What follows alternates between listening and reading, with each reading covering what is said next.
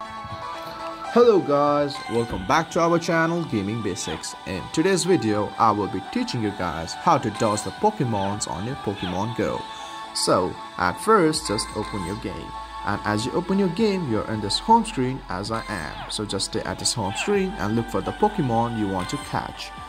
And as you do it, just press on that Pokemon. And as you press it, you're in this space. And if you want to dodge it, you don't want to catch the Pokemon, all you have to do is look at your left top corner for that running emoji. And as you see it, just click on there like this. And as you click it, you can see I have dodged the Pokemon. For you guys also, it's the same. So guys, that's how you dodge the Pokemon on your Pokemon Go.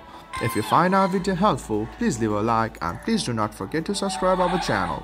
Also hit the bell icon to get updates with our latest videos and drop a comment for reviews and more content like this. I will see you guys again in our next video.